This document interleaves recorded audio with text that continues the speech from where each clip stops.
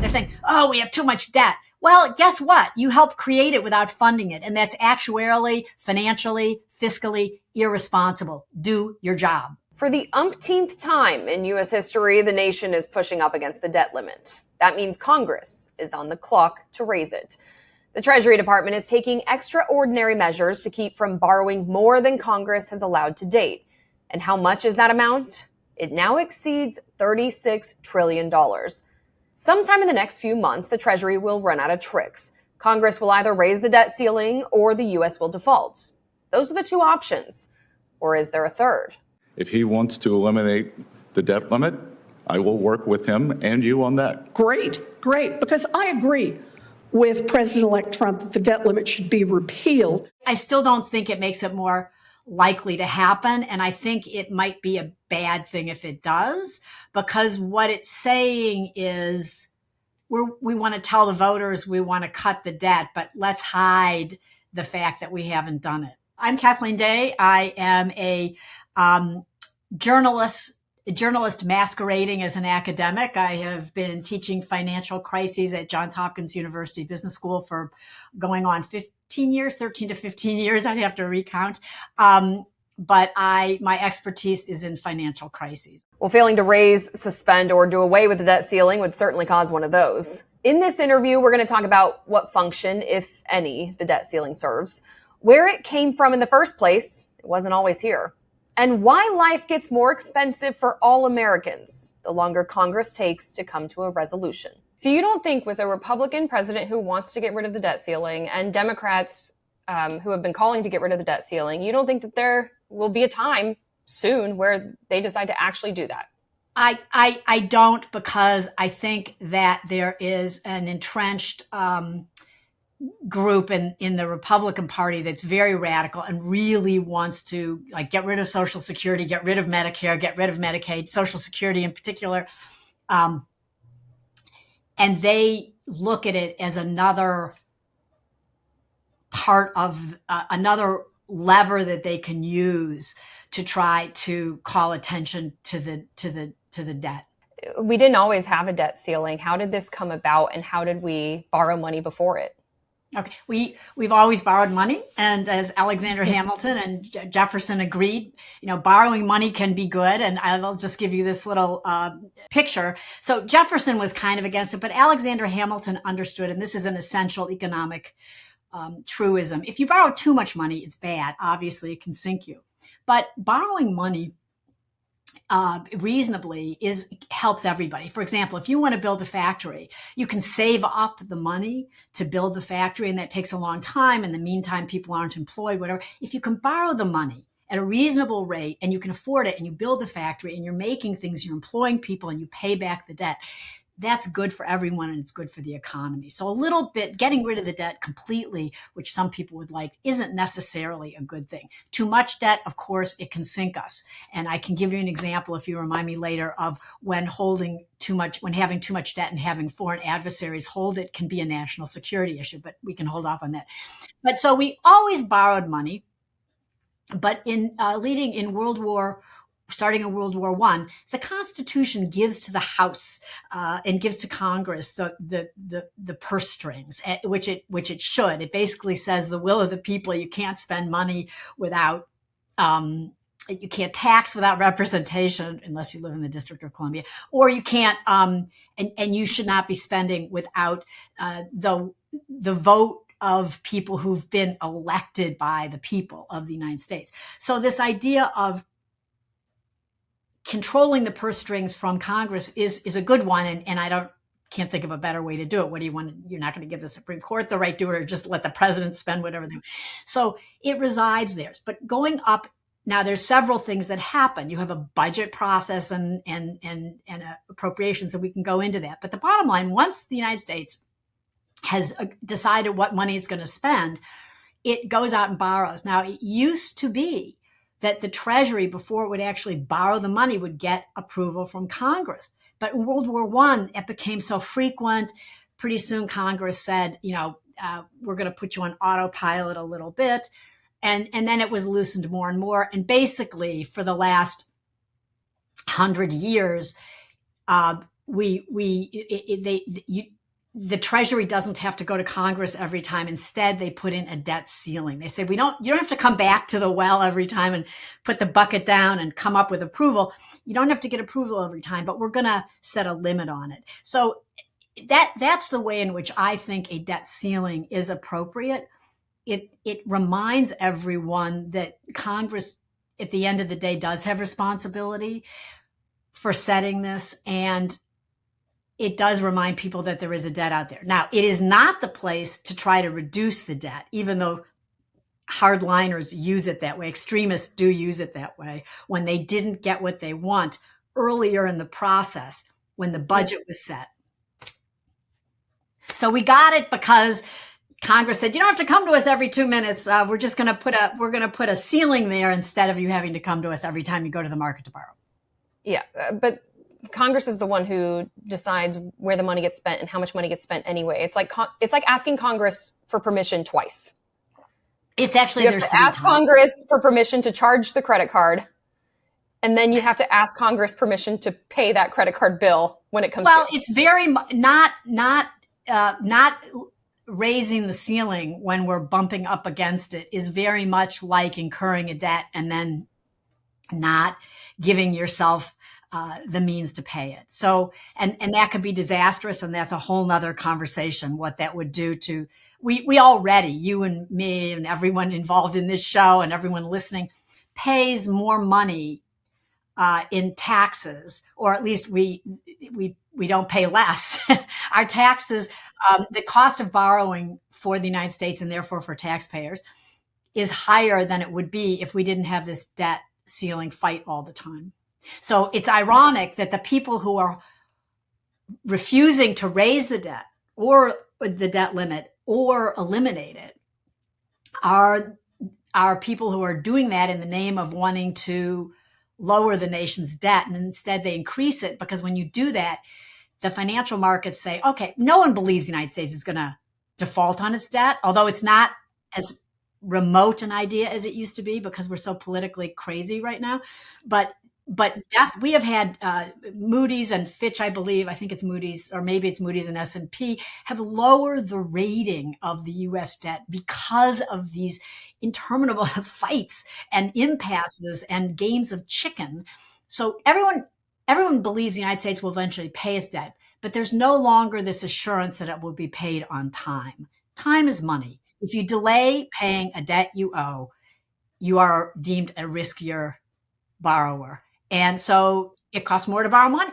And so, for example, in 2011, when we became perilously close, it added about $1.3 billion to the cost. This impasse added about $1.3 billion by Moody's or S&P's estimate in raising the cost of borrowing. So the people who are trying to lower the debt by doing it here at the debt ceiling debate, in the stream of funding the U.S.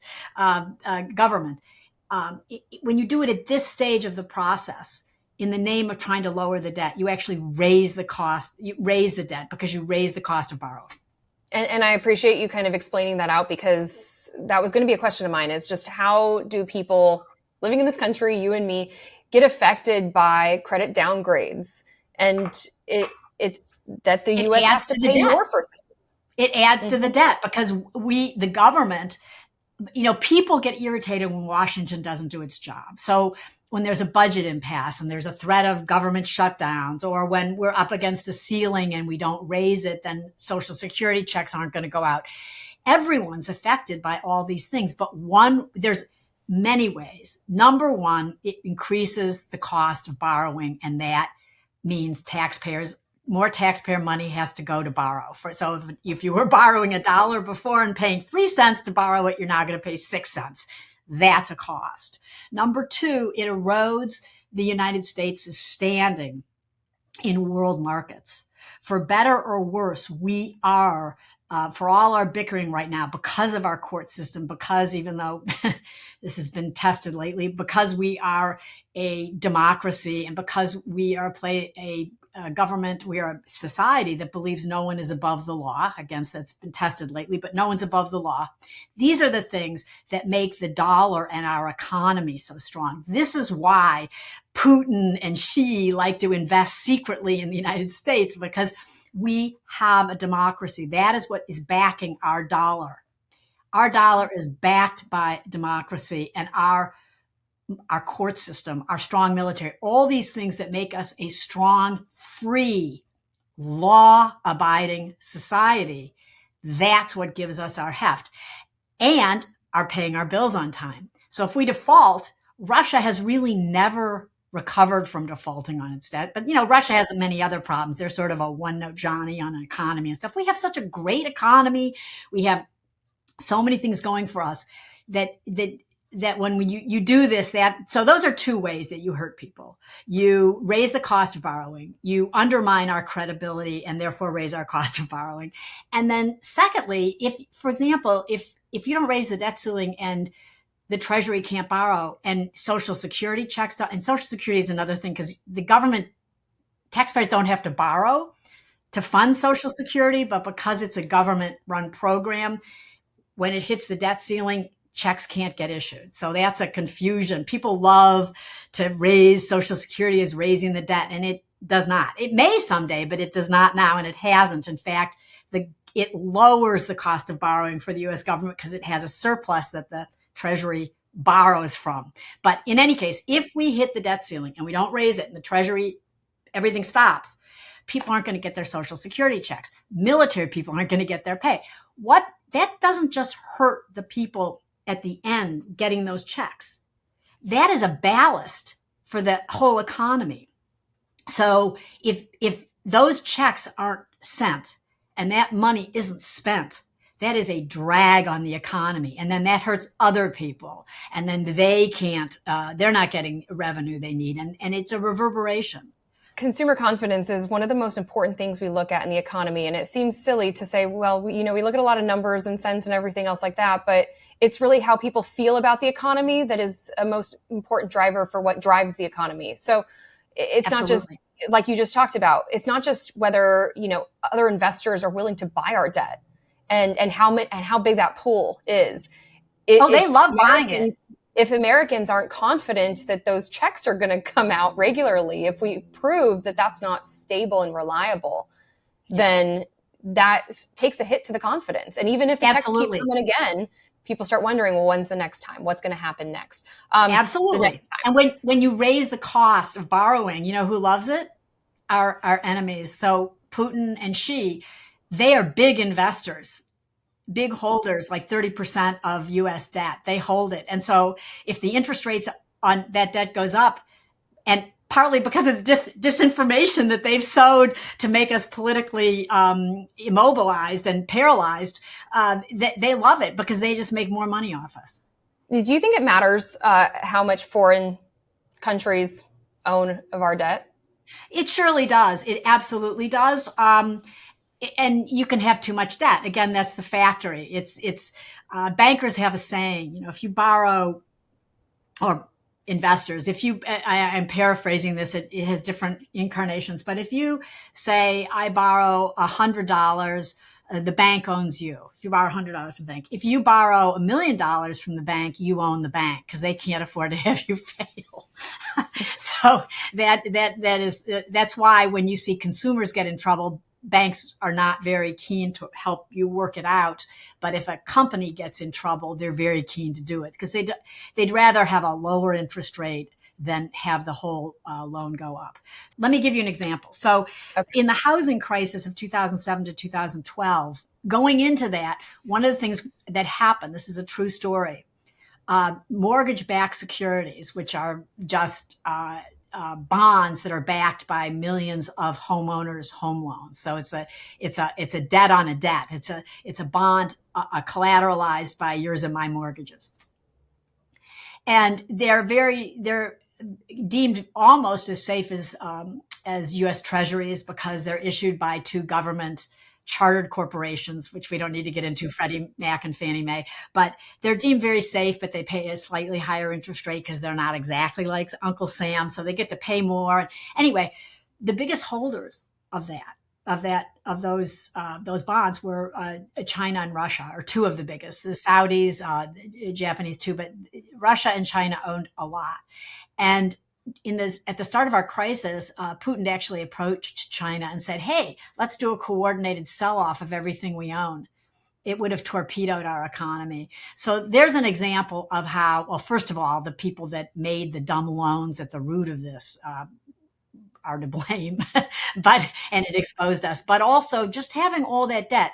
Basically, the Chinese and the Russians and the Saudis and foreign operations really helped finance America's housing boom in the last part of the 20th century and into the 21st century, which is great unless you have too much exposure and you do something really dumb, like start making toxic loans to people that that's a whole nother story, but just suffice it to say Wall Street, by its own admission, made a lot of really stupid loans that looked profitable short-term, but were long-term, they knew they were going to lose. So the point is that having foreigners hold our debt can be good.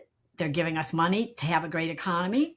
Or they can also, now China was more rational because they realized if they torpedoed our economy, we really might not repay the loans that they held. So they were more rational. But, Putin has a real bug in his ear about democracy. It didn't happen, but it was a real conversation, and it just highlighted the vulnerability. I want to get back to the debt ceiling. Did you catch the back and forth between Senator Warren and Scott Bessent during the confirmation hearing? Where they agreed on this? Where they talked about the handbrake? Well, did they? I didn't catch that particular one, but there was one where they actually amazingly agreed that we needed to get rid of the debt ceiling. If he wants to eliminate the debt limit, I will work with him and you on that. Great, because I agree with President-elect Trump that the debt limit should be repealed. That's like kumbaya, everybody. But, I don't know. I'm an outlier in the sense that I don't think having a debt ceiling is so bad, even though it's unique to us. But we're unique. We are a unique economy. But I don't know. I still don't think it makes it more likely to happen. And I think it might be a bad thing if it does, because what it's saying is we want to tell the voters we want to cut the debt, but let's hide the fact that we haven't done it. On its face, what is the debt ceiling supposed to do? It's supposed to just make sure that Congress has that authority. It reminds the spenders of the money that the keepers of the purse strings are the people of the United States, the elected officials. Mm-hmm. But the spenders of the money, the Treasury it's just doing what it's told by Congress. So the spenders of the money is Congress. It doesn't make any sense. So here's how it works. Congress and the president work to create a budget every year. And they go back and forth and they do that. Then the next part is, there's all these parts to it. Then Congress has to take what's been agreed to and decide how to appropriate money to actually fund the budget. So they decide this agency gets this much, this agency gets this much. They can do it for this. They can do it for to maintain the nuclear arsenal, or we're going to put an extra, $100,000 in DOE to make sure that that our nuclear weaponry is up to date and doesn't suddenly go off and fly into the air and start dropping bombs because of outdated wiring or whatever. So the point is that they have to agree on what to spend. They have to appropriate the money. And then they have this debt limit. So when you appropriate money and you agree on a budget, there's only two places you can get money: taxes or borrowing. That's it. So if you look, I have a chart here. So the president who really raised our debt, the national debt, went up by like 160%, is Ronald Reagan, because they lowered taxes without any commensurate increase in funding. Now, people say they hate taxes, but they don't like it when there's potholes. So they like if there's tax-funded plan to repair the roads, or to make sure that public transportation works on time, or that the military works in case we're attacked. People then suddenly say, we like that. There's a real disconnect when people think about who they're paying taxes or who pays for services they want. There's a lot of research on this. People want like a great public education, but hell no, I'm not going to pay any more of my taxes to fund it. So it's a disconnect. But anyway, back to this. So if you agree to a budget and you don't appropriate enough and it exceeds tax income, you're going to have to borrow. That's the obligation. You approve it. We're going to spend this right there. There's your obligation. People who don't like the end result of that in any given year and think there's too much debt, there's a deficit in every budget, that there's not enough taxpayer funding, so you have to borrow. The accumulation of that deficit each year is the national debt. Okay, so it's an accumulation. So people who were unhappy that they weren't able to work their will during the budget process try again in saying, okay, but we're going to come back at you by not allowing you to go above the debt ceiling. So that is how they then use it. But they already lost. And so I get why they want to do it, but whether it's good for the country or not is another question. So Congress has amended the debt ceiling 78 times in the past 65 years. 78 times and counting, because, hey, we're at it now. That's more than once a year. 49 times under Republican presidents, 29 times under Democratic presidents. That's according to the Treasury Department. When you're taking action on this debt ceiling more than once a year, why do you still believe that it's an effective tool? I don't think it is the most effective tool. I think it's an ingredient in the overall, because it says, guys, you have not reached a compromise and really worked together to fix the budget process. So for example, Social Security, very popular. I may be wrong here, but I think if you do away with it, I think voters would be unhappy. Just a guess. I think so. But, that doesn't get to whether you should have it or shouldn't have it. So they should have a discussion about whether they should have it. I think the people who think you should will win out on that. Then you say, how do we fix it? But they won't come together and do that. So a pox on both their houses, because it's like the border. They finally got together for a border bill, and then it was torpedoed by Trump and friends because they wanted to use it as a political tool. At some point, they've got to stop doing that, and they've got to. We have real problems in the United States. We're a very strong country, but if we keep on kicking the can down the road, we're going to end up with one crisis after another. Now, it is true that sometimes Congress will not act unless it's stepping over dead bodies. It has to have a real crisis before it acts. And then maybe it'll do something to really fix Social Security, or maybe then it'll really do something to clean up the Pentagon's budget, or maybe then it will really do something to secure the borders. But all these sort of made for TV scenarios to do it don't help anybody. And it really is kicking the can down the road, to use a hackneyed phrase. Yes, once a year, but so if you don't do it once a year, that doesn't fix the problem. The problem is Congress has not, for a long time, genuinely worked together across the aisle to fix key problems facing the United States.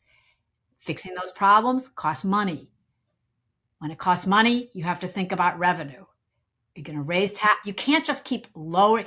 Donald Trump raised the deficit by $8 trillion because of his tax cut, which is great and popular among really wealthy people. It didn't help rank and file people who are the middle class, who are the ballast of the economy, by the way. And retailers know that. So if you don't deal with these problems, then you're not doing anyone any good. So just because lifting the debt ceiling, just because it comes once a year, it's coming more and more frequently because failure to deal with the problem, the car engine just can't be taped together. The car engine is failing. Analogy I think of is when Marion Barry was mayor of Washington, D.C. It turned out that he had not been using taxpayer allocated funds to maintain the water supply system.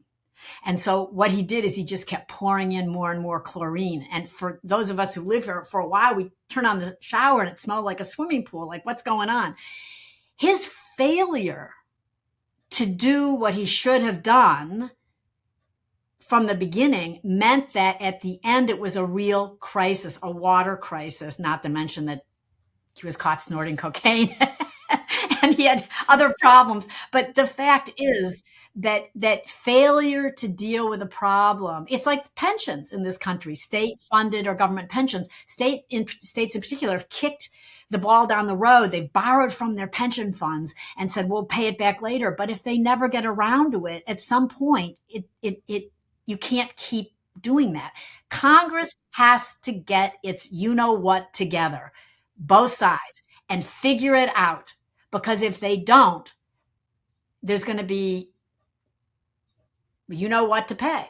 At some point, the you-know-what's going to hit the fan. So get rid of the debt ceiling. You haven't fixed the problem.